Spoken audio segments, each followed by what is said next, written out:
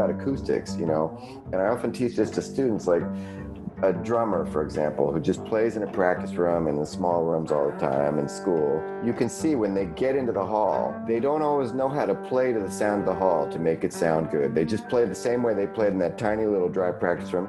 With music, it's really now in COVID times just so different because music has to happen in real time. There is this number 25 milliseconds roughly, where if it's more than 25 milliseconds of a delay, that you as a bassist hear your drummer, you want to be tight. You want to know when the kick drum is sitting and try to adapt. And so that does not work if it's over 25 milliseconds.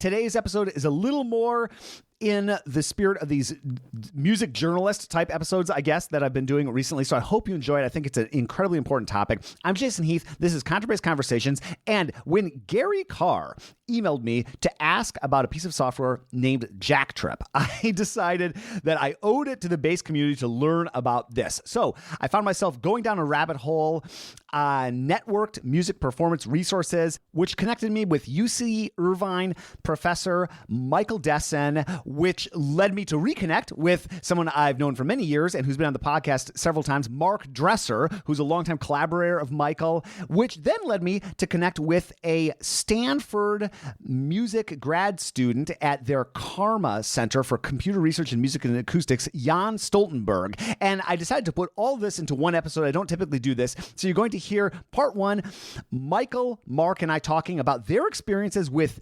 telematic performance, which is something that I've explored on the podcast with Mark Dresser. I'll link to that in the show notes. And Mark and his Deep Tones for Peace back in 2009, I believe. And the current Deep Tones for Peace is an ongoing project we talked about on the podcast. And while we touch on how one can connect in basically real time to another musician using this piece of software called JackTrip, Michael, Mark, and I talk about bigger picture things also as well, just the possibilities that being able to connect remotely with musicians, what possibilities that opens up, and how there's latency in every musical situation. Even if you're sitting 5 feet away from me, there is latency, and how latency just changes maybe how you make music, but it doesn't eliminate the possibility of making music from anywhere in the world. So that's what we dig into in part one with Michael and Mark. Then part two, I talk with Jan Stoltenberg about all kinds of things. He put together this super cool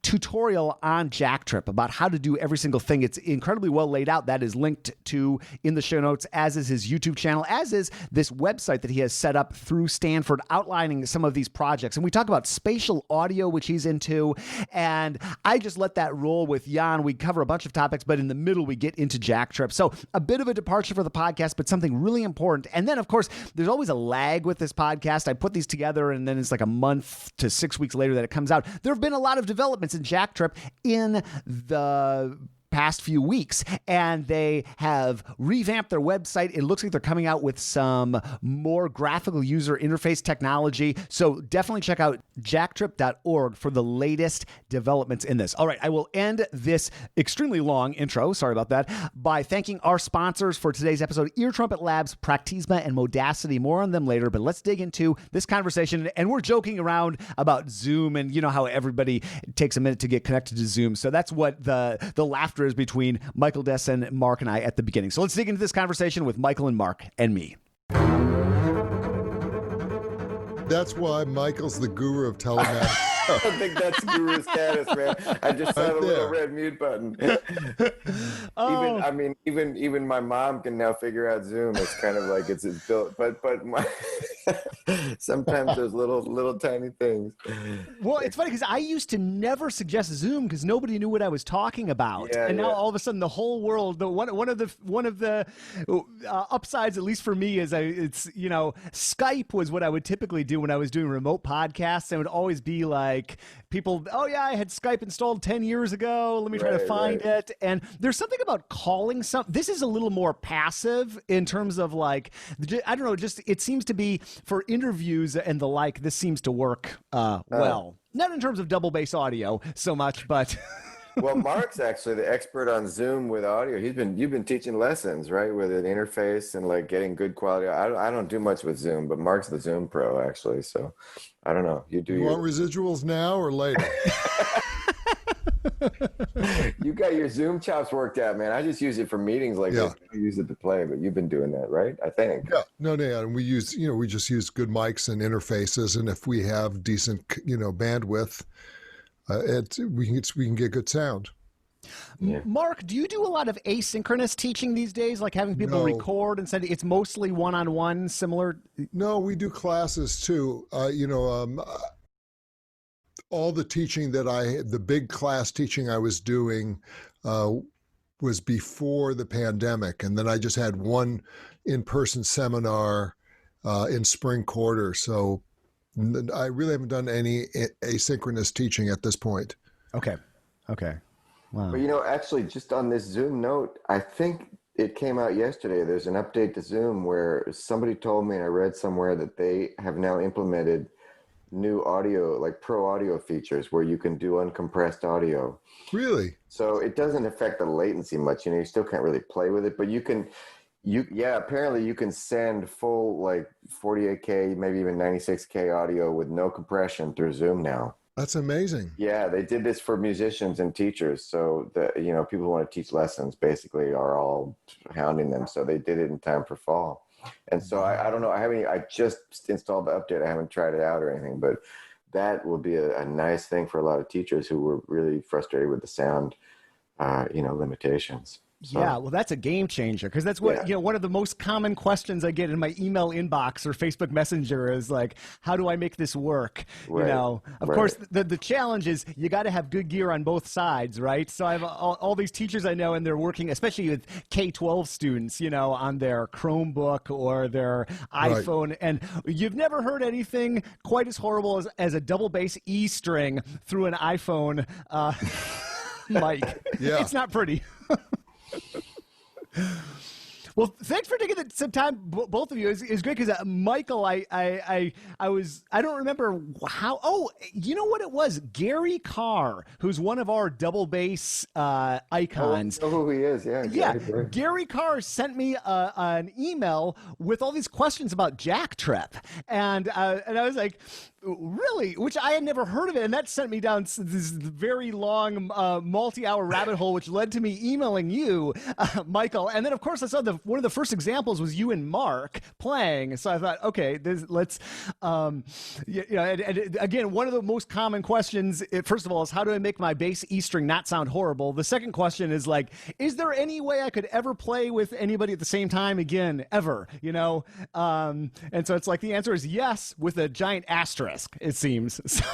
So. Yeah, definitely. I mean, it's not easy. But now the sound part now is actually gotten a lot better with Zoom, I think. So we're told. So that feature, you probably don't need to go to all the headaches of, and there are all the other softwares. There's a plugin called Listen To by this company, Audio Movers, that is good for moving really high quality sound through a DAW, things like that. But what people have been calling Mark and I about is really the low latency aspect of this work. And that's, as we'll both say, and you've probably already read, like, it's just not easy, but it's amazing things are possible, if you really put in the time. Well, Michael, I was listening to, you did a podcast interview maybe a couple months ago on the checkout, which was very great. I'll make sure to link up to that. But you had an interesting point that I think I can get the gist of, which is like you and Mark, you could drive the hour and a half, however long SoCal traffic would take you, but like actually you connecting via JackTrip, or in that way, you have a lower latency experience than if you were playing like on the other side of the stage from him, right? Which is really interesting. Yeah, it's counterintuitive. But an orchestra is a pretty big thing, right? So if people are on opposite sides of it, this is the example I've been giving to people, one of my new sound bites. But if people are on opposite sides of an orchestra, they might be 80 feet apart, and sound moves really slowly through the air. So that's roughly a millisecond per foot. So that's about 80 milliseconds one way, for people 80 feet apart to hear each other. Mark and I can play at 70 miles distance, and if we have good audio gear, good networks, and everything's working really well, we can get our latency down to 30, milliseconds. So that's quicker. So you can actually have tighter synchrony with someone who's an hour away by car than you can sitting on opposite sides of the orchestra, even though that seems crazy. And the reason is just that the air is so slow, whereas moving data through the speed of light through these underground cables, the speed of light is just way faster than the speed of sound. So as long as we can get there's a lot of time that it takes to get the sound into data and through your computer and packaged up, ready to go out to the internet. But once it gets out of your house, it's moving at the speed of light. And so if we minimize the latency of all that packaging part and then the unpacking part at the other end, get that down really good with good gear and good software, the time it takes to get between us is much quicker. So that's really, it's bizarre, but it works. Well, and it's interesting also, like the distance limits, like within 500 miles or say, and I'll make sure also to link to that video. I believe maybe it came out from NPR, but Christian McBride's explaining this, right. And you make an appearance, and it's a really good sort of layman's description of why you can't play with someone, say, in Europe, and it's just simply the speed of light, right? Isn't that the gist of it? Although what I always want to jump in and say is you can play with people. In fact, Mark and I did a gig yesterday with someone in Zurich, Switzerland. Right. So you can actually play music. What you can't do is get the latency down below the threshold where we don't notice it anymore, because there's always latency, right? I mean, if you and I were standing right next to each other, your head was right here next to mine, there would be a tiny latency. Sound always takes time to travel. But when we play music together, we really only start to feel the latency up at a distance of around 30 feet or so. Once you get to 30 feet or so. In fact, that tends to be the physical size of ensembles where people start to use conductors, and it's for a reason. When you get to be around 30 feet away from someone, it's beyond that, it starts to get hard to really play in tight synchrony, and you notice the distance, right? But the issue is that there's software and network speeds that can get you down within that equivalence of about 30 feet. And if we really work at it, we can do that up to about 500 or 600 miles. But after that, it's kind of impossible because of the speed of light. But that doesn't mean we can't play music any more than people in an orchestra can play. I mean, you can play music at 80 feet, at 100 feet, right? You can think of, you wouldn't want to be like grooving on a James Brown tune with the drummer and the bass player 80 feet apart. That would not work. But you could play other kinds of music, right? So when people say we can't play together at more than X miles, I'm like, wait a minute, we can play it all kinds of ways. We can play together in the Grand Canyon, and it would just sound like a certain way. But you can't. There's certain kinds of music that require that tight synchrony that are just going to fall apart beyond about 30 feet, and that's where people talk about the kind of latency limitations that you mentioned in that video. Yeah, that's a great point. And if you think about that orchestral example is a great point. If you think about, like, in a bass section trying to play with a mallet player across the stage, you're going, it's a different experience, especially without a conductor. So, could we maybe just talk about telematic, how you two got into telematic music, and just a little bit, whichever one of you want to start, and then maybe we can get into JackTrip and what you sort of might see, 1 year from now, 2 years from now, as people start to, maybe put even more effort or attention on these kind of platforms. My first experience with telematics was actually in the 90s. When living in New York, I did a concert at the Kitchen, which is a performance space in Chelsea. And we did a concert with a composer, a performer named Bunching Lam, and we were at the Kitchen, and we were playing with Bert Turetsky at the Electronic Cafe in Santa Monica, and this was via ISDN lines, so we were talking, telephone lines, and that was sort of state of the art at the time. But I forget, it was like 6 or 8 seconds delay, but still the contact, since musically I knew Bert so well and vice versa, that we were still able to make music. And I just remember how exciting that was. Of course, it wasn't until I left New York after being there 18 years and took the job at UC San Diego that I really felt a need to do telematics, which is all of a sudden I felt divorced from my natural community of collaborators. So that was sort of very similar to the reason during the pandemic that people need to investigate this, because all of a sudden they're cut off from their natural community of collaborators. And I started seeing that at UCSD, they were very much into what could be done with technology. And I also learned that we had this, what was, this fiber optic network, which was commonly referred to as Internet 2, which is high speed, high bandwidth. And we started in 2007, we started collaborating with Pauline Oliveros, who had led a class at RPI, who was a big mentor in this whole area. And so she had a class at RPI, and then Chris Chafe, who is the author of JackTrip, he had a class at Stanford, and just serendipitously fell that our three classes were meeting at the same time. So we decided to meet for an hour a week.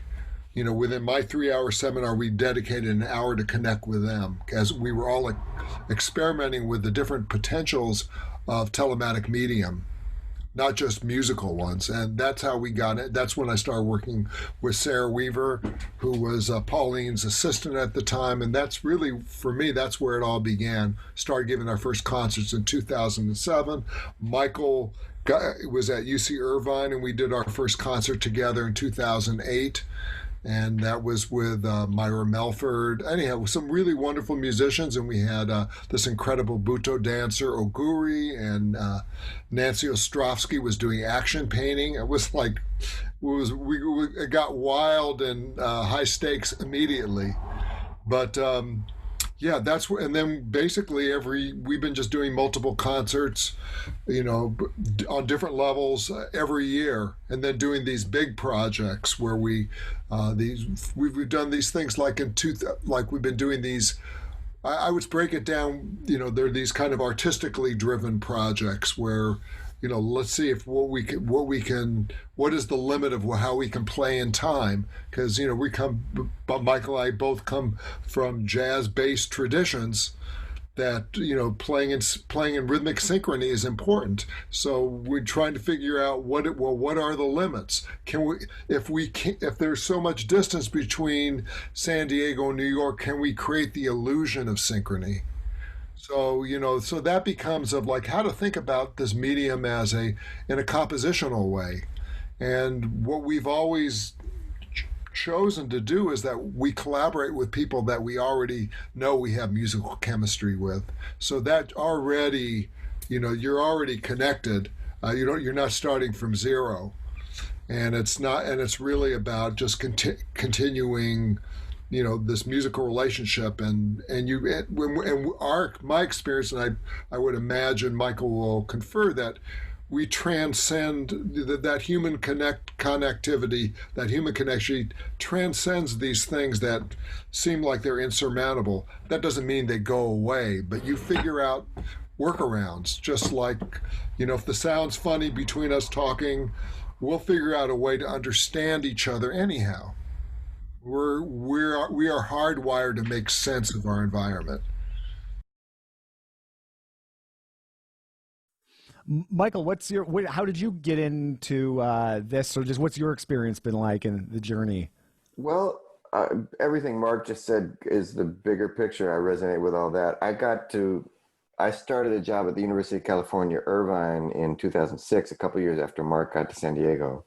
So it was right around that time in 2007, 2008 that we became aware, Mark first, and then he quickly pulled me in to became aware of this potential. And what it really came through was, in a way, the existence of these new networks that had only been around at that point for, less than 10 years, really.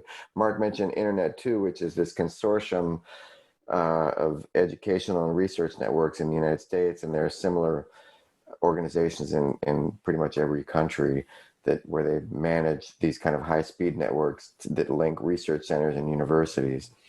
And so the internet too, here in the States and other similar networks in other countries, these are networks that came about at the end of the 90s and the early 2000s, where, I mean, in other words, the technology really just emerged then. It was not around, it had, the cables literally had not been laid earlier, you know, but when these new networks came about, they were much faster than anything that people on consumer kind of public internet networks were experiencing at the time. And they were limited to universities, mostly in research centers. So some of the people like Chris Chafe at Stanford, who started working on JackTrip in the early 2000s, it was because these networks suddenly existed.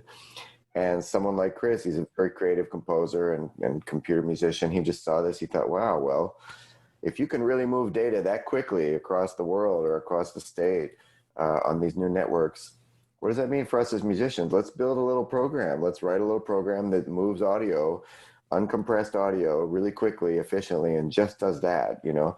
And then he knew people like Pauline, so they started to experiment, and then we get involved, and then we started to think, wow, we could do a concert. Let's do a concert. And so we, you know, multi-channel uncompressed audio between here and Europe or Asia or the East Coast. So we all just sort of tumbled into this thinking, wow, this is really interesting. What can we do? And it was, as Mark pointed out, as much a musical exploration as anything else. It was not so much in the same spirit that you see right now with COVID, where people are just desperate to sort of do what they do. And where's the tool that will help me do this now that I'm stuck at home? We could get on a plane and go somewhere at that point. We could drive down the street, and, you know, it wasn't necessarily on that level, but as Mark pointed out, there was this feeling that, wow, he could be more in contact with people in New York than you know, just doing it by plane. So there was an aspect of that, but that wasn't the main thing driving it only. It was also about what kinds of new music, as Mark spoke about, what kinds of new music can we create in this space, even if there is an inevitable small amount of latency between here and Europe or Asia. It's still amazing to be able to work with those people over a sustained period of time. You know, you can sustain, to be able, for example, to have a project where you could rehearse once a month with people in 3 different locations far apart, but over a period of 9 months, and then put on a concert. That's a lot of plane travel, you know. That's or you know, I mean, when we typically do it differently, when we do it through plane travel, we might email scores back and forth, but then we show up and we put it all together and put on the gig. But it's different when you can workshop something over time. So like Mark and I did for 2 consecutive years, we did a project with Myra Melford where we rehearsed regularly through the year from our 3 different places in California, Berkeley, Irvine, and San Diego. And we developed some music together, and then we put on a concert at the end. But that was something that would have been really challenging to fly to meet somewhere once a month for. It wouldn't have happened, you know. I mean, we might have put on a concert, but it wouldn't have happened the same way. And so we were thinking also about, in addition to latency, which is what people really focus on now, because it's what everybody misses and wants, you know, from something other than Zoom. We were also thinking about, and Mark alluded a little bit to this, but we were also thinking about the nature of telepresence. What does it mean to be playing a concert with someone when they're hundreds or thousands of miles away? How do you represent them visually? We started to work with video and scenic artists to think about how to represent people's you know, presence visually as well as sonically. Where do you put them on stage? How do you make it feel? Do you want to make it feel like you're all part of the same band, or do you want to highlight the fact that they're distant? What does it mean psychologically for you, for the audience, that you're in different places? Is this kind of a third space, or are we trying to create as much parity as possible between the locations? Or what if you have very different types of spaces? Because we were doing concerts with audiences in multiple locations, not just being in a performer from somewhere, from some studio, but we actually had concerts where there's an audience here and an audience there, musicians here, musicians there. How do you make it feel good to both people? How do you deal with the different sonic and visual dimensions of the different spaces, psychology of it?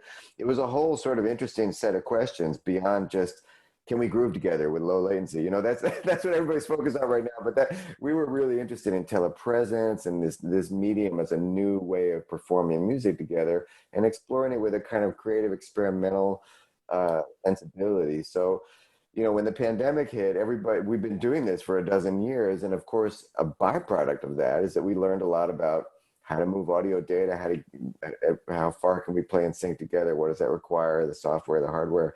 But that's just one little sort of component of the work we've been doing. And when the pandemic hit, everybody called me up about that one little thing. That's all that they care about. And I'm sort of like, wait a minute, we've actually been doing, we did a concert right before the lockdown started with Korea. There was one of many we've done over the past dozen years, but it was one of the most successful and ambitious. We had about almost, I think, 11 musicians or 10 musicians and, another performer, but 6 and 4 musicians in 2 different locations in California and Korea. We had really elaborate visual design, multi-channel audio. We composed new music that worked with that level of latency. We created a whole themed concert. It was this really elaborate thing. It was all good. But, of course, being at that distance, it had longer latency than the 30 millisecond threshold I mentioned earlier. So a lot of people are just completely uninterested in that, and they don't want to think about that kind of experimental music making. But for me, that was like one of our biggest achievements, was this thing we did in February. And the people who are calling me up, they're like, yeah, okay, that's cool, but let's talk about how can we play together in time? How do you play Cherokee? And I'm sort of like, well, I get that that's what you're interested in, but it's been this interesting process where people are interested in a sliver, or really just kind of almost a byproduct of our research, more than the broader creative work we've been doing. So I'm not trying to, I get that, because most people are not that interested in experimental music. So I understand that, but I just wanted to put that out there, because I think as people get beyond the initial need of how do we play Cherokee together, they're going to find actually there's interesting dimensions to this music, that like performing from different places, beaming someone into a concert, and having that kind of dynamic. It might open up things for people that go beyond what their initial need of just transposing their current practice online might be. In the same way that as teaching evolves, a lot of people were suddenly forced to teach online for the first time by the pandemic. Teaching online is very different than teaching in person. And if you just try and replicate what you do in person, it's not going to work very well. You have to treat it as a new medium and think about it differently. And as you do that, you start to see it might have affordances and benefits that are, it has downsides for sure. And we don't all want to go online and lose what we had. That's a terrible thing to think about. But it might have things you can benefit from that are unique to it. So over time, those might become more evident, and you might have creative new ways of teaching online that could be kind of cool. But how do we do that without losing what we had before? We don't want to lose that either. So this is kind of the challenge with music too. We never wanted our telematic work to replace our regular gigs. Mark and I go all the time to play with people in person. I don't want to lose that, but we can expand, we can extend in the same way that you can develop new kinds of music without having to throw out the old ones. It's not a either or situation there. But at this point in time, we have lost that ability to play with people. So what can we make happen? And so okay, we were playing with someone 6,000 miles away from us. Did that mean that we didn't play tempo? Did we not improvise in tempo? Absolutely, we did the opposite. Everything I played was time-based.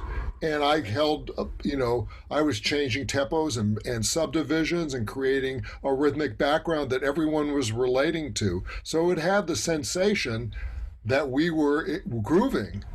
And so, again, it's sort of like if we're all moving at the same tempo, even if the point of attack is a consistent level apart, well, does that really mean that we're not?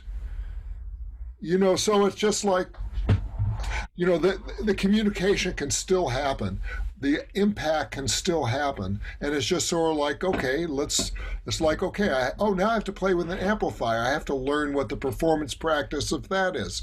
Oh, I have to play in a recording studio. Well, that's different than playing live. How do I get my sound with headphones on? Okay, I figure out how to make that work. How to interview someone at distance via Zoom. You've had to learn how to make that work to finally be able to communicate something significant. In the end, it's the content and the human will to connect that transcends it.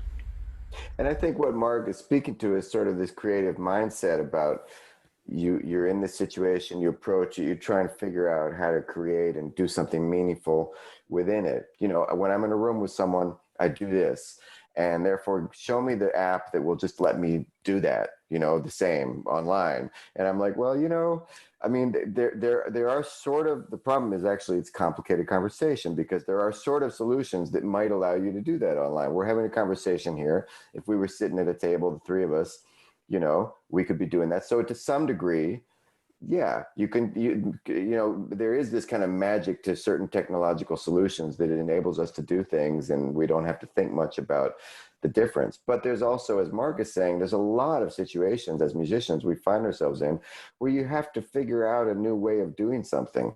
And like, think about acoustics, and I often teach this to students, like a drummer, for example, who just plays in a practice room in the small rooms all the time in school.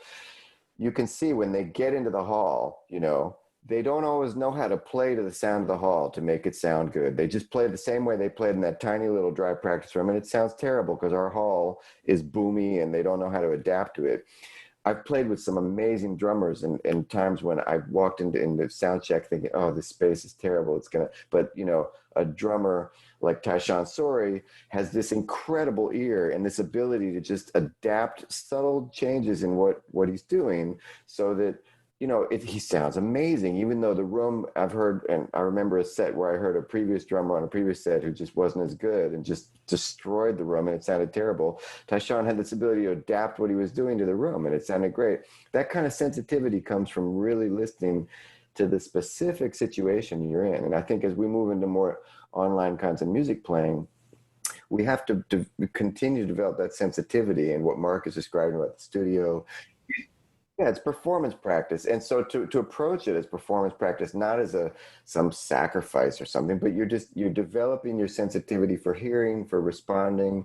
Another example with latency, I was playing Anthony Davis's opera last year, and I was in the pit, and I don't normally play that kind of music, but I was there as like a hired improviser. But it'd been years ago in my previous life as a student. I used to play operas, in orchestras.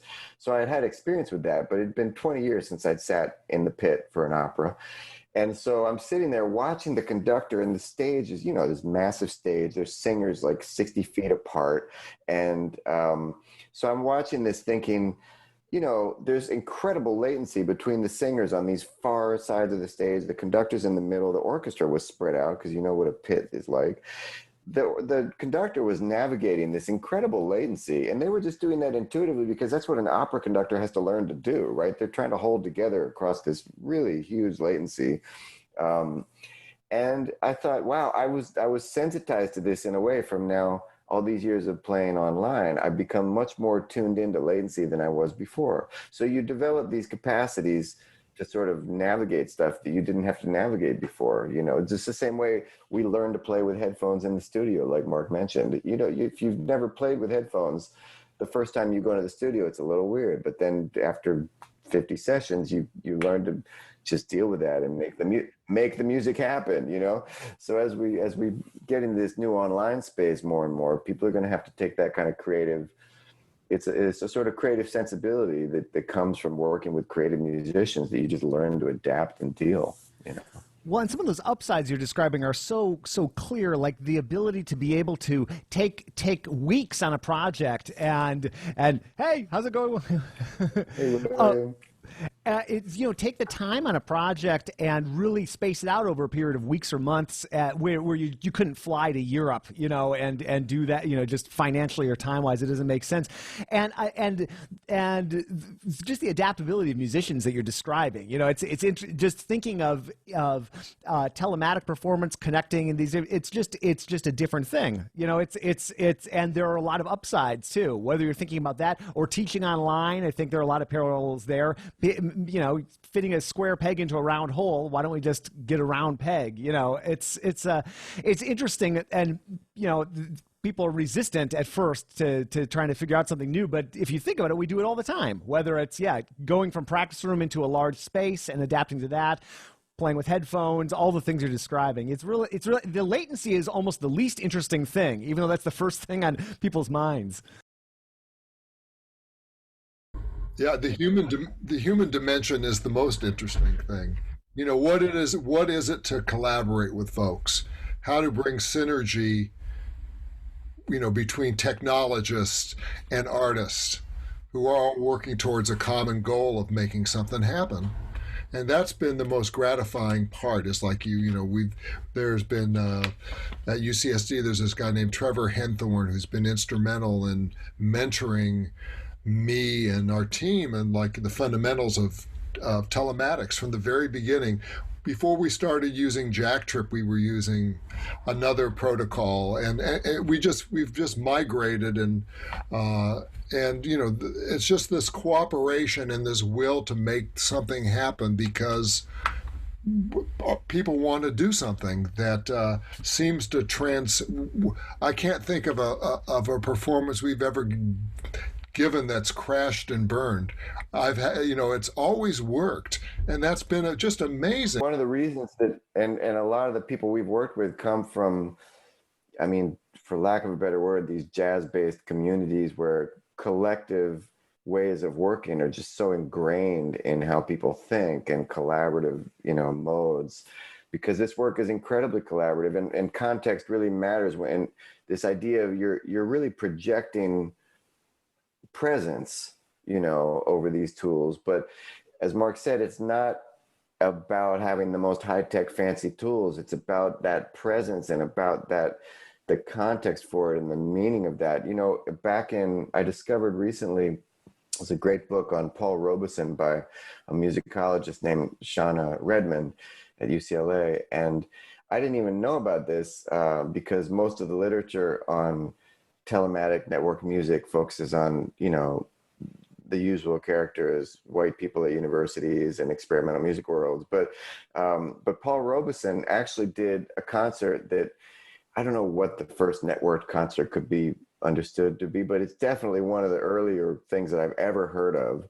And I didn't even, it's revealing that I didn't even know about this, having spent a decade reading the literature on network music. But in the late 50s, just a couple of years after they laid transatlantic phone lines to make it possible to make a real phone call that was more reliable between the US and Europe, Paul Robeson, when he was in a period of time for a couple of years where the United States government had, because of the McCarthyites, they had restricted him to not leaving the US. They revoked his passport.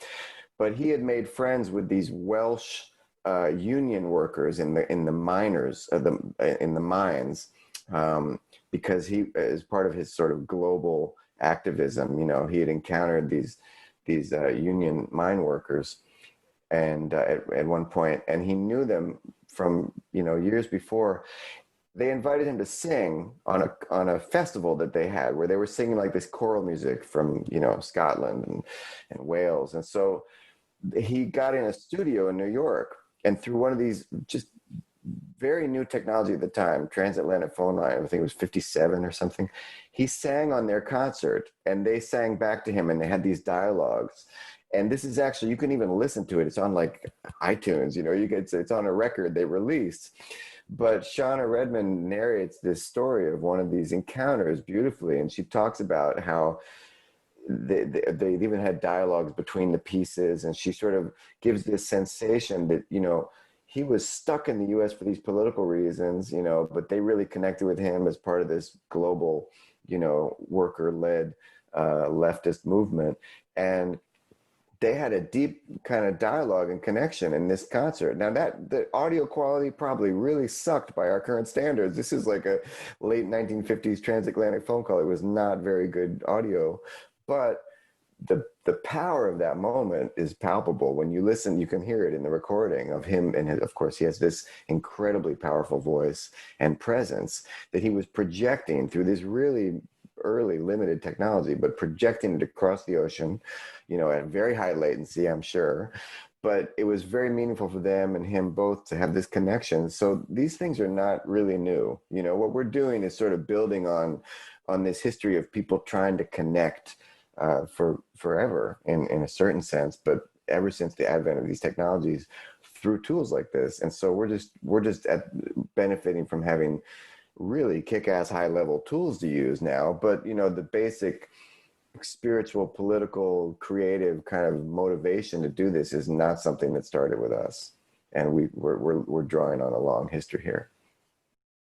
That's interesting to think about how long it really is in terms of the history.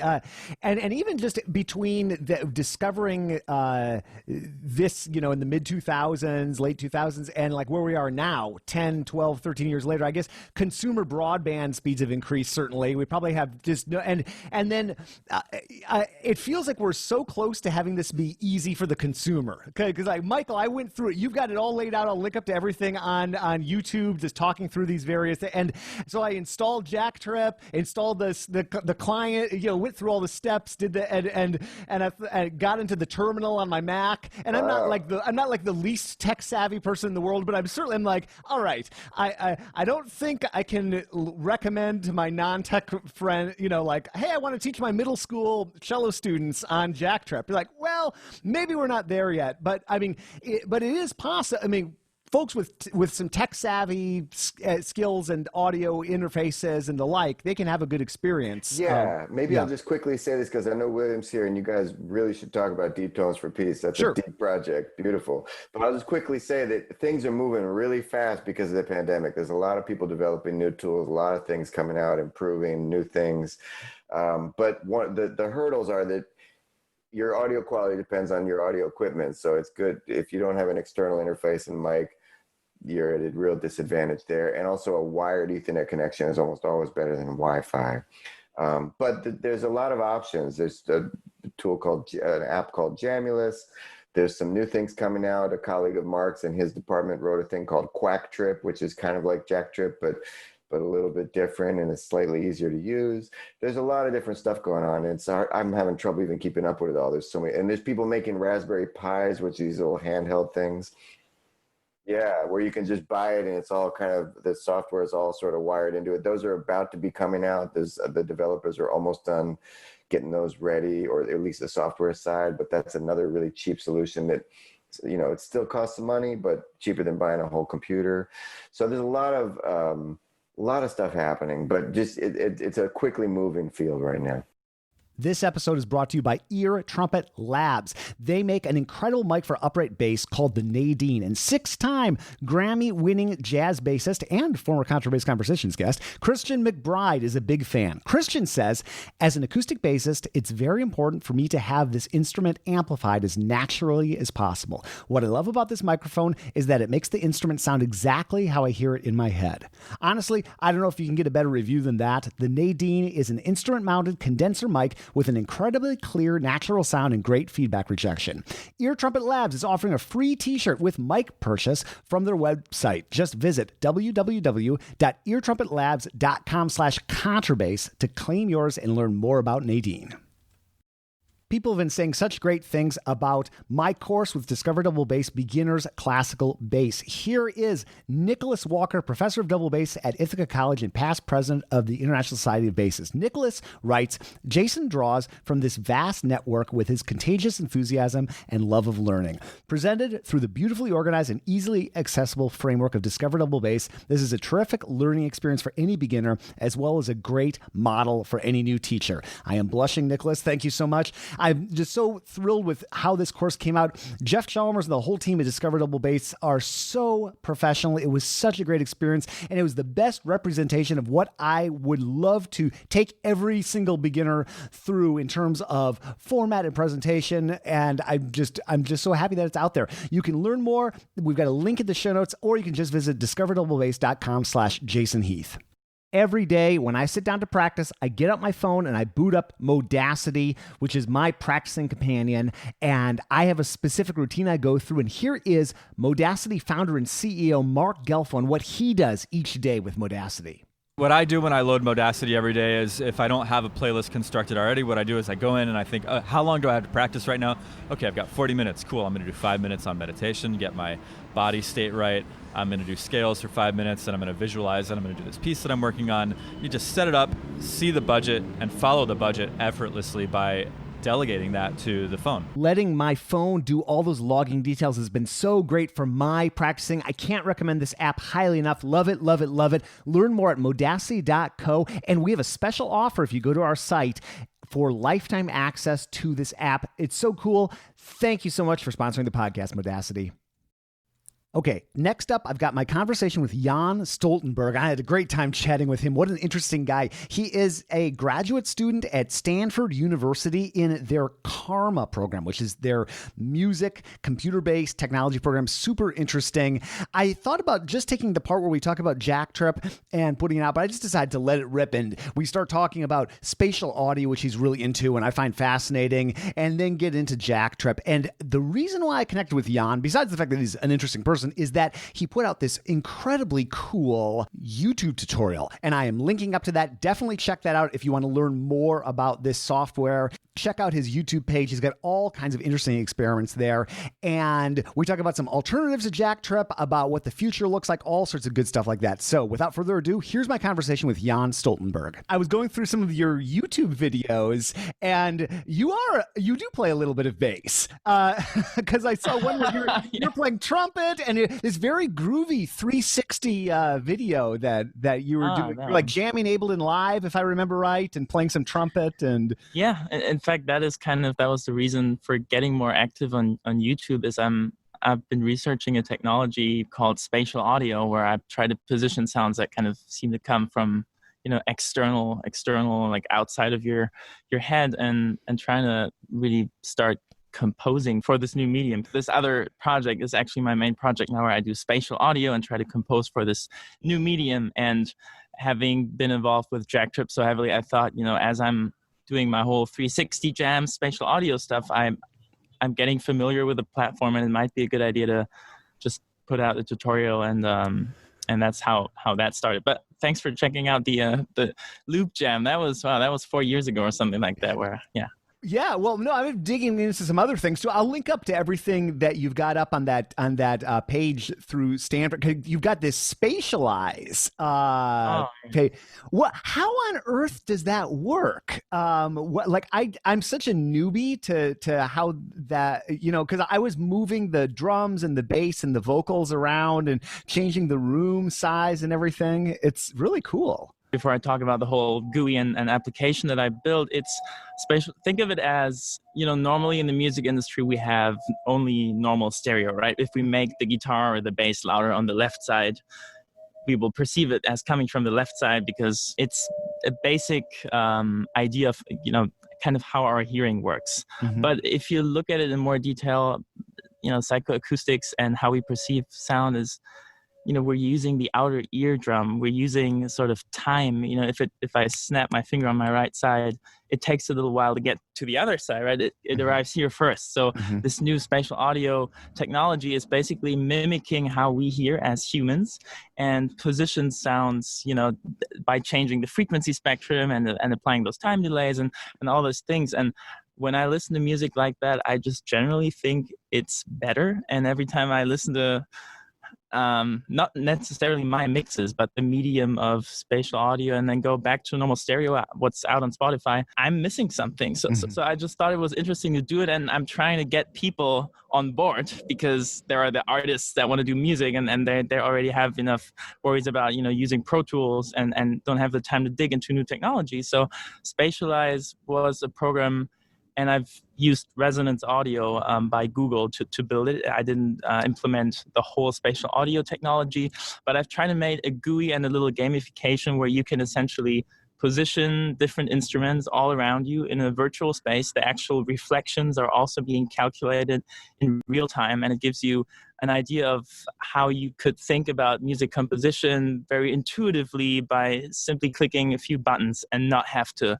know everything about it. But the idea is hopefully you will like it and get interested in it. Well, I'm already very interested in it, and sort of my hobby, I do a lot of things, but my hobby is definitely electronic music. I used to teach a high school course on Ableton Live. I've got my MIDI fighter and everything here. So I was immediately thinking, is that something that would eventually be like a plugin in Ableton or something like that? Or is there maybe with Max or something, there's all my listeners will have no idea what we're talking about, but that's okay. No, that's completely fine. Think about it as you're a creative, you want to make music. what do you have right now? You might know how to get a microphone. You might know that you need an audio interface. You have your laptop, and then you're downloading Logic if you have a Mac and you heard about that, or you're downloading Ableton. And what you can do in those digital audio workstations is record your microphone, plug in your guitar and your bass and record all of that, and then make a mix. They come with reverb. You can download free reverb and acoustics. You can download cool effects and phasers and choruses and flangers, and you can also position it in space, right? That's called the panorama potentiometer, where you position it to the right or the left and you try to bring some clarity to your mix and then eventually export it and put it out there.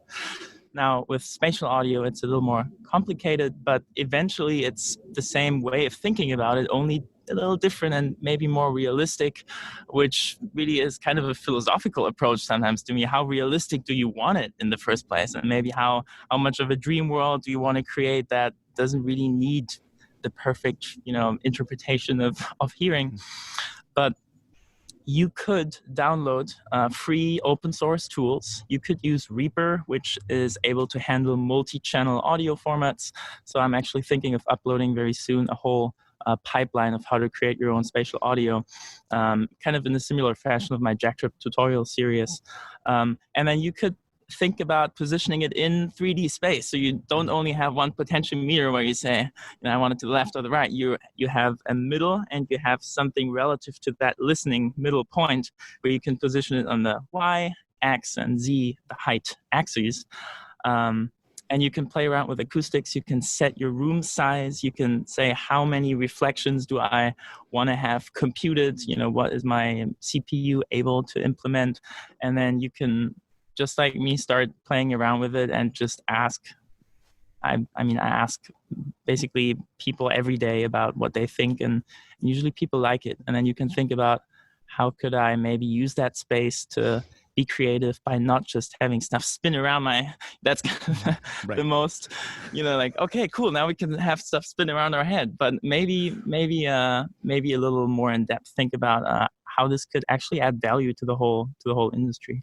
Yeah. Well, I look forward to that tutorial. I hope you do that, because I love how clearly you explained JackTrip and all the various steps. And I actually went through and installed on my computer, and I haven't actually tried to perform with anybody on it, but in terms of so I love what you have a fan for a lot. You have a true fan here with me, so I look forward to seeing what you continue to explore in spatial audio and everything else. But I just really I love how you laid out what is still like for a layperson a fairly complicated thing to try to get this to work. I mean, you're explaining it as if someone goes through and follows what you laid out, they will be able to make this work, but it's still not as easy as like downloading an app, though hopefully that'll happen in the future. But I'll just tell you, one of the most well-known double bassists on the planet, Gary Karr, he emailed me about a month ago and said,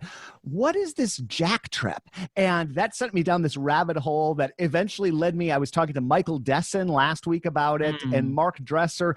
And I think through Michael, I found your tutorials and just the way you're describing it and everything else you're doing. I just thought it'd be interesting. Could you just talk about finding JackTrip, your experiences with it, and maybe what you see going forward? Good question. Yeah, I kind of got thrown into it as well. When I think of Zoom and Skype and all those tools, what we're doing now, it's perfect. It's already out there.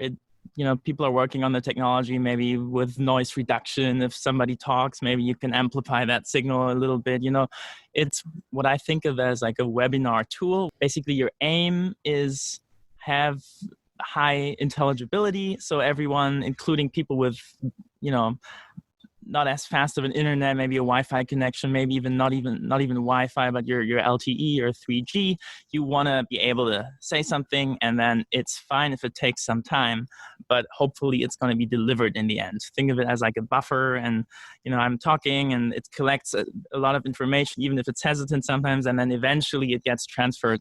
With music, it's really now in COVID times just so different, because music has to happen in real time. There is this number 25 milliseconds roughly, where if it's more than 25 milliseconds of a delay, that you as a bassist hear your drummer, you want to be tight. You want to know when the kick drum is sitting and try to adapt. And so that does not work if it's over 25 milliseconds. That's a very general statement. It depends on the BPM, the tempo. Really, it depends on, do you play jazz? Do you play hip hop?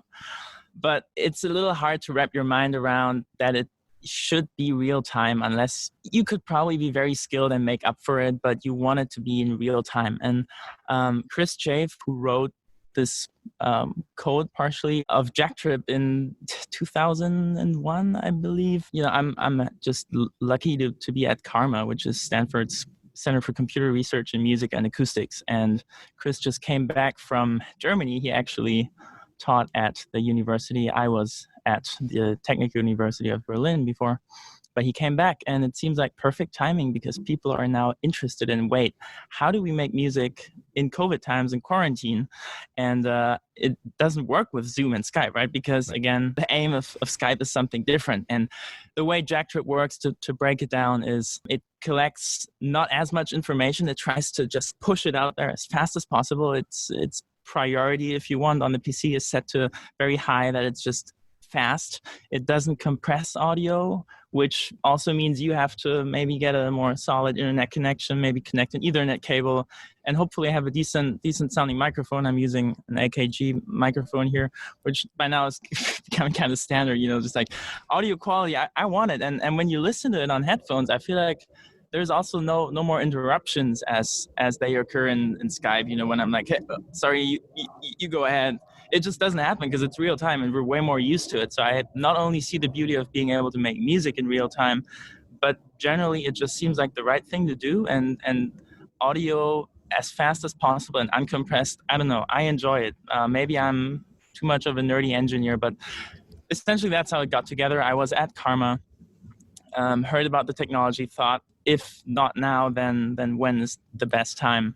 So I just got in touch with a lot of people and ended up helping people, ended up trying to make it easy to understand, because I myself have a strong music background and afterwards got into technology. So I'm the one who who doesn't know how to type in your Unix commands in the terminal, but obviously being here and having been in a more technology focused environment for now 2 years, I feel like it could be I could be a good interface between the music and the technology. So I tried to put it out there and got a bunch of great reviews. So yeah, and thanks for appreciating that. Well, yeah, and that's part of why I wanted to connect. Besides, I just generally think it's cool what you're doing. You that conduit between the technology and the music. I think you seem to have a good skill set for bringing those two together. Thanks. Yeah, it's not easy sometimes, because often the person you talk to, sometimes that person might know more and feels kind of. Well, some people feel intimidated by the technology and you really have to explain it. And then some other people might know a little more or have more, precise questions. So I've been trying to figure out, what do I put in this tutorial series? I don't want it to be a 10-hour intense, kind of like 10-part lecture. I also, and I wouldn't know what to fill it with, to be honest. But also, I don't want to just break it down in 15 minutes. I wanted to give people a good idea of how to use JackTrip. Just because it is so new, it doesn't have all those GUIs, those graphical user interfaces yet. It's not as easy as downloading Skype and pressing on call. But I want to, at the same time, while explaining it technically, give people a good idea of what it does and what you can play around with and what you should know as some sort of general understanding of acoustics and signal processing, what you need. And I know it's hard to take in all of that, but I think with this pipeline, you're now actually able to do it. So my kind of halfway aim, I could update this every day, but I hope I provided a good pipeline for people to actually start making music. And they do. I'm receiving comments of a guy in France who now is able to connect with his friends in Sweden and make music and says thank you. And that's already pretty nice to hear. Well, it's really cool. I love your visual representation of microphone going into audio interface, going into computer, going into modem to the internet, and you also laid out a point. And Michael Dessen and Mark Dresser brought this up too: the distance limitation, because you and I could fire up JackTrip and we could play. Here we are, we're maybe 10 miles apart, or we could do that at Stanford or maybe LA, 350 miles. But at a certain point, the latency just becomes an issue because light only travels so fast, right? That's the real reason why, like, if you were in Berlin right now, we couldn't play like 180 BPM bop or something. It'd probably be a challenge, right? Yeah. Totally. I mean, just Bay Area to Berlin would be probably around 80 milliseconds, so 160 milliseconds of a round trip latency, which is more than 25 milliseconds. But I like to think about, and that actually helped me too, sound is relatively slow compared to light speed. So, actually the only thing I like about the imperial system is that sound travels approximately 1 foot per millisecond, which is easier to remember. But think about it. I mean, you and I are sitting over here. I play the trumpet, you play the bass, and we sit around 10 feet apart from each other. I'm hearing you 10 milliseconds delayed. So if you were somewhere further away, but not super far away, and I would be able to pick up the sound with my microphone right here, and I would be able to then use roughly light speed to transfer that data to you, it could arrive earlier than in a real acoustic space. And thinking about it that way, we're now just using technology to, maybe be even, faster than acoustics, which I find amazing. We don't have to worry about acoustics as much, especially if we have a microphone that is directional. We can provide high quality audio to everyone, no matter where they are. People don't have to move their instruments anymore. And I love being, like you probably do too, I love being with musicians and playing and at jam sessions. But I had a lot of fun with JackTrip, and it was a very unique experience. And my kind of summary is it works, and it works pretty well most of the time.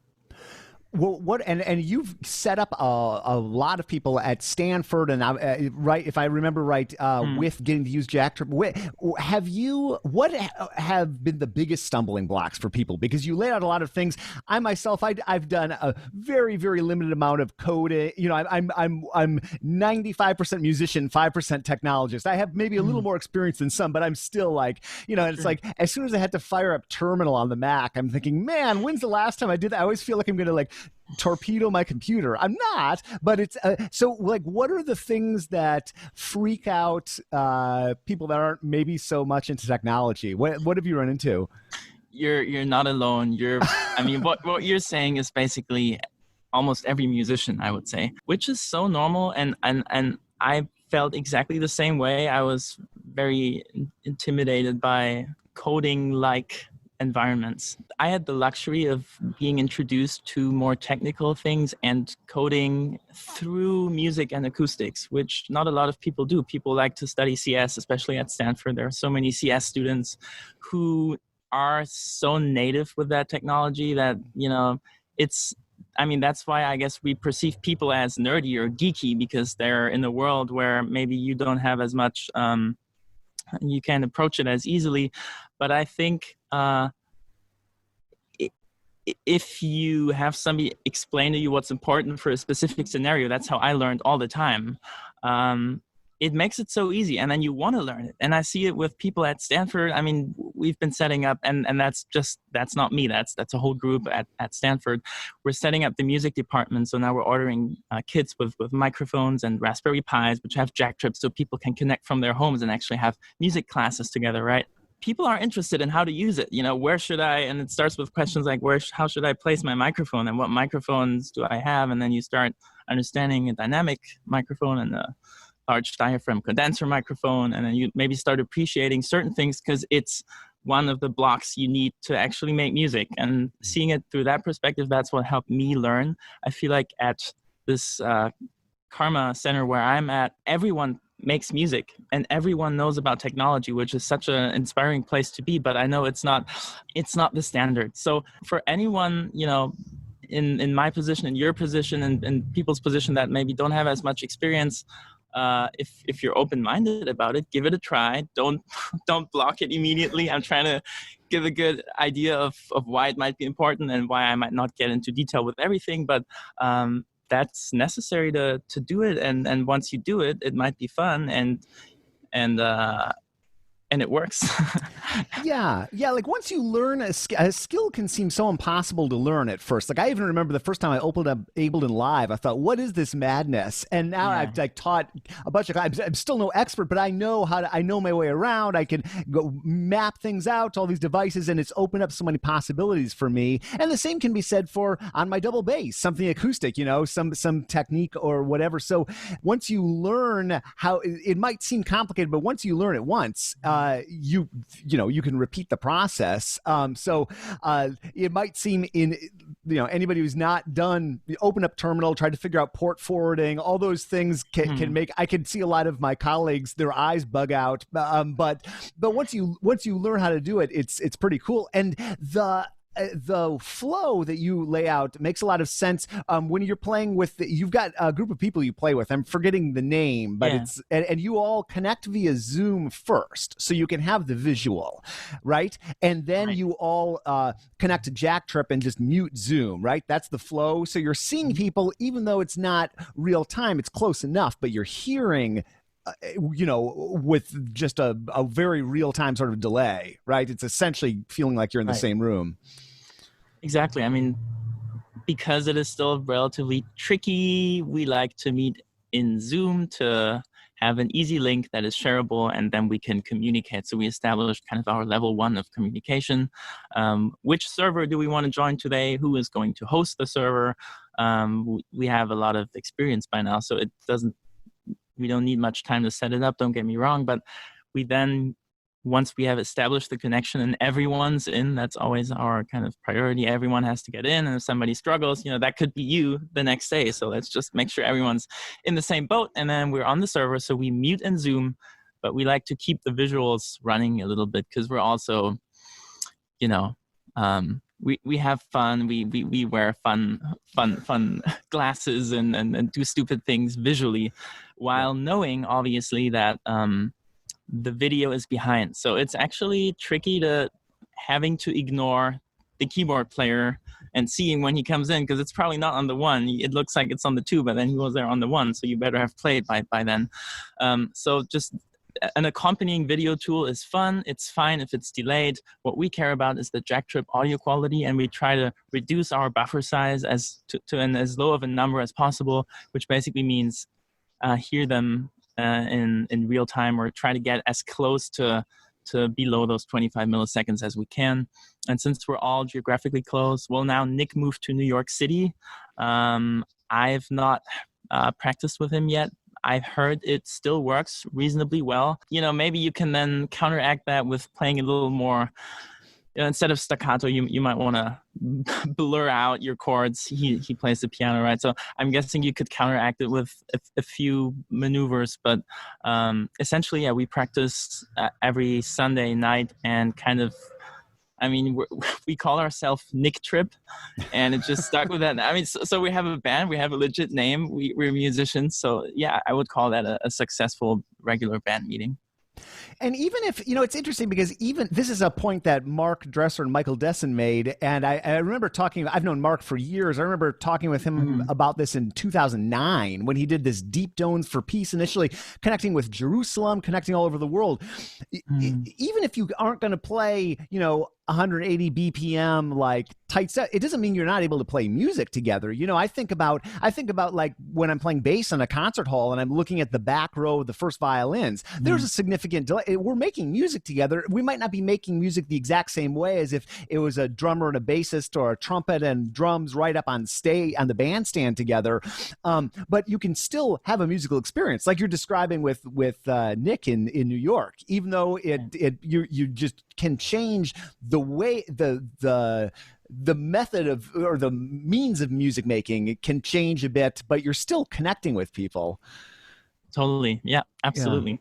Yeah. It feels real in a way. And I think just hearing, not only with my spatial audio experiments, I always feel like having a even more acoustically, let's say, realistic image of someone enhances the way I interact with people. But simply knowing what people sound like in high quality and not the whatever low pass, ducked, compressed Zoom voice does it for me. I believe anyone who would listen to the, let's say, higher quality would not want to get rid of it anymore. I'm wondering, I think what I'm wondering most right now is how will this technology evolve in the next months? Will there be a GUI? Will it be easier to do? Because I think that's still the biggest barrier people have. And it's hard to perceive the audio quality and perceive what you've actually achieved if there's constant errors popping up. And I receive still questions after this 1.5 hour YouTube series of how do I do this? It doesn't work. And I'm like, let me try to figure this out for you, because I also don't know. Well, that was like one of my big questions, because all this stuff I don't really teach privately. I have one student who's on his his laptop in the neighborhood, and like I don't see him being able to figure this out on his own. Or if I think about other places that maybe don't have the tech backbone of the program at Stanford that you've been in, just like a more run of the mill music school, and pick your area. Like what do you see in the coming months? Because it's just interesting. Like you and I are talking over Zoom. 6 months ago, it was really hard for me to get anyone to talk on Zoom. They're like, what is this thing? Oh, I have to download it. I used to always do a bunch of things for interviews.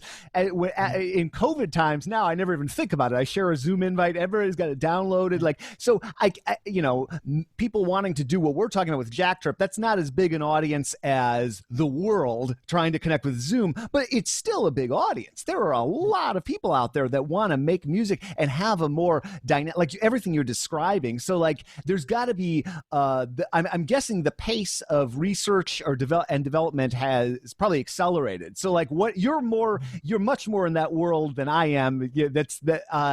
What do you see in terms of GUI development, in terms of even any alternatives to JackTrip? I think you mentioned a few in your video series, but what's the future, Jan? Yeah, I wish I knew. I know.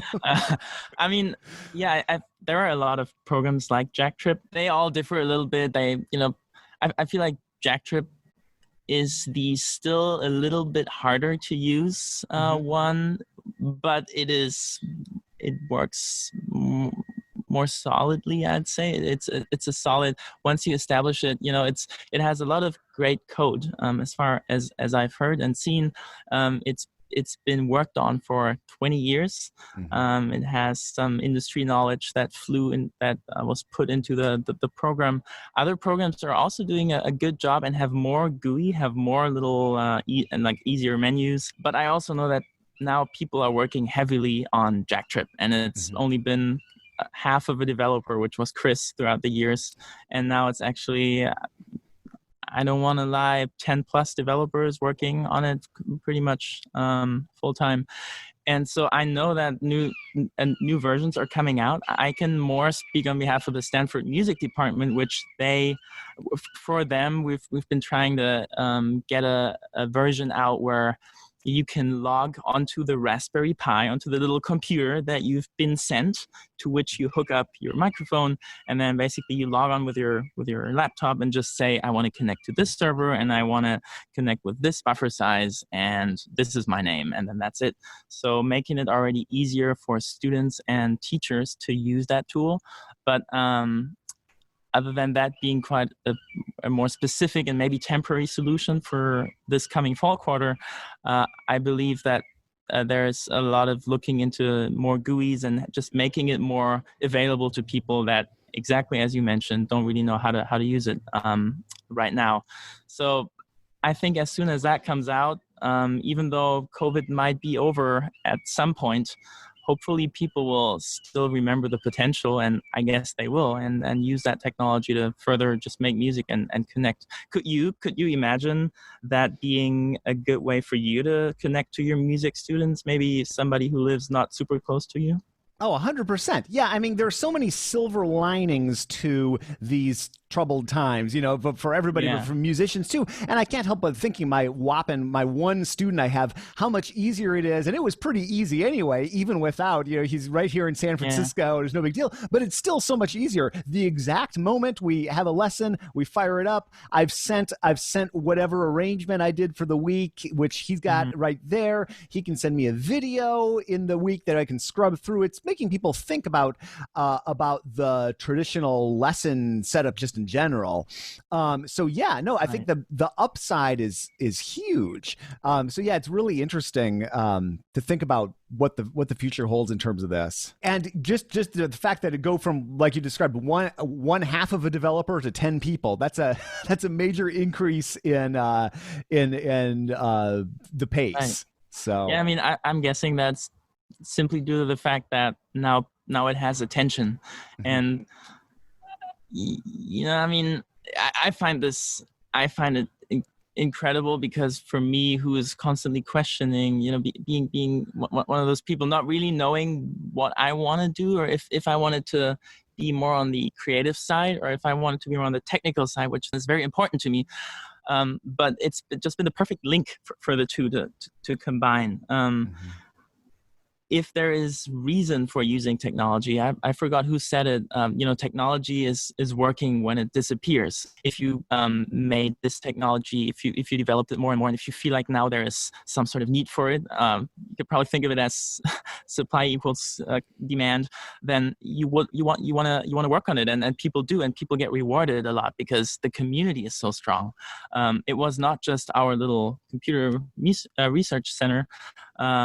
It was more a community from outside that got interested. Musicians were involved, and the musicians that didn't know much about technology were, pushed it a lot too, and wanted to know, were curious, spread the knowledge, which was equally important to just developing the program. But obviously, progress and more features and an active community of developers feels great, because it is about the right thing, and people are mostly doing it voluntarily. I don't know how much of that has changed. It's all in an academic environment. I'm a big supporter of open source, which there are commercial companies that do such things. JackTrip is free, and it has a great community, and I want to be involved. Yeah, it's really exciting. And it makes me think back to, I started college in 1994. And when I started, they handed me a 3.5-inch disc that had a program called TurboGopher on it. And they said, here, you can get on the internet with this. And I felt like, what? I had my black and white Macintosh Classic.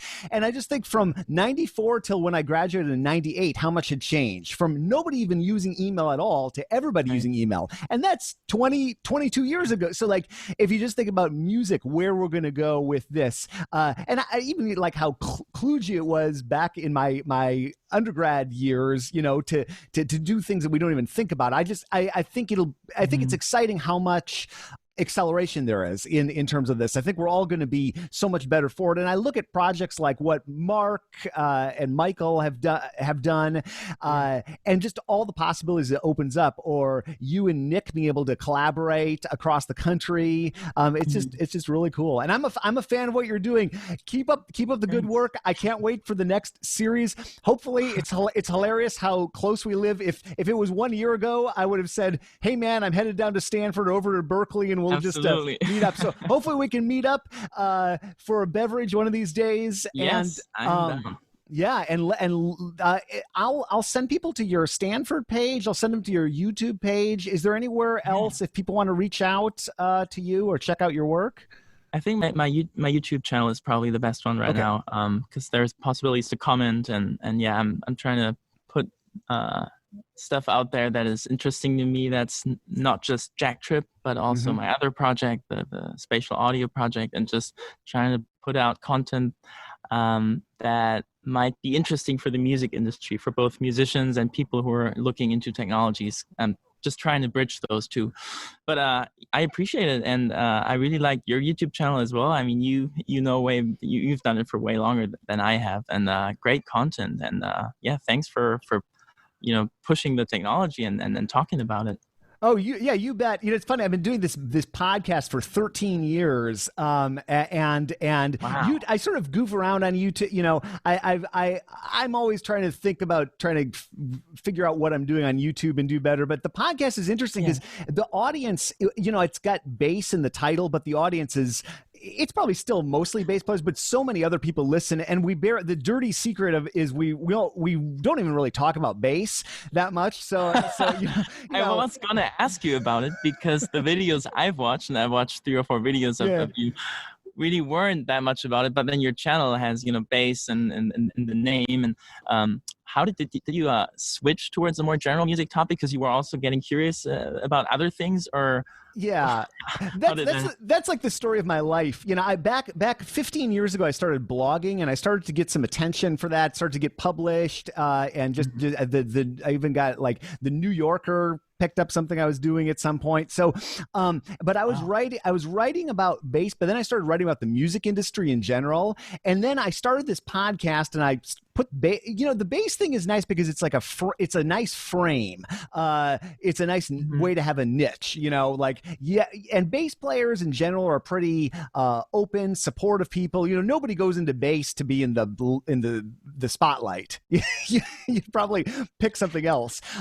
So but over the years, it's sort of, and I get a lot of emails from people. They're like, "Hey, I'm a pianist, but I listen to I watch your videos or listen." And so it's one of those things. I do get a lot of communication. So if I had any plan whatsoever, maybe I would have done it differently, but it's just sort of, and it's like just checking out things that I'm interested in, and one thing leads to another. And this one of our most famous bass players, he emailed me. He's like, "What is this JackTrip? I'm so curious." So I'm like, I have to find out the answer, so yeah, that led us to connect, and we're both Bay Area musicians, and so well, okay, cool. Let's do it again. You have a new fan and a new subscriber, and I'm looking forward to what you put out there. That's great.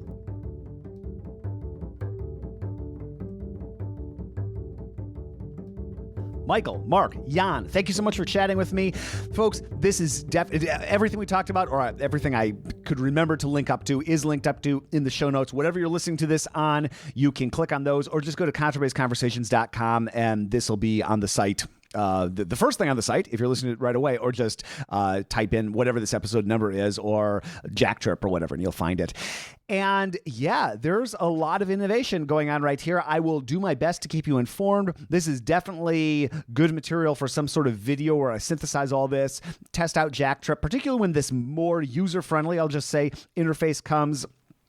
And it's anytime I have to open up the terminal on my Mac and do something, I know that this is something that probably won't work for a lot of people just because it's a bit too technical. But the pace of innovation, as you heard from these conversations, is accelerating, and it's really going to be interesting to see what this opens up. And I deliberately open up with my conversation with Mark and Michael because it just sort of set the stage for bigger picture thinking than, oh no, I can't play exactly in time with somebody. But the fact that you can, and I'm just reiterating what they said in our conversation, that you can connect with somebody in South Korea or in Kazakhstan, or even across here in the United States from California to New York. Even if there is latency, you still can make music together. And it's a thing to just think about. Yes, I know that a lot of people are just trying to figure out how to play together with their student or students, and this software does take you in that direction, or does accomplish that, actually. And as it gets to be a friendlier interface, that'll probably be ever easier. So anyway, I'm rambling, just sort of summarizing my thoughts on this. I hope you enjoyed this. I think the world of Mark and Michael and Jan, and I love connecting with people outside of what I do or what I have typically done, which for me is classical bass performance. And it just makes me realize how big this world of music is and what a tiny sliver of it I typically inhabit. So I hope that you found this helpful. And yeah, I'll close this out. Thank the team: Michael Cooper, Steve Hinchy, Mitch Mooring, Trevor Jones, and Krista Copper. Mitch makes beautiful basses in the Dallas-Fort Worth area. Check him out at mitchmooring.com. I am your host, Jason Heath, roasting here in my on-air conditioned San Francisco condo. It's going to get into the mid-90s today, but I will end this by wishing you a great week, and we will see you again soon with more life on the low end of the spectrum.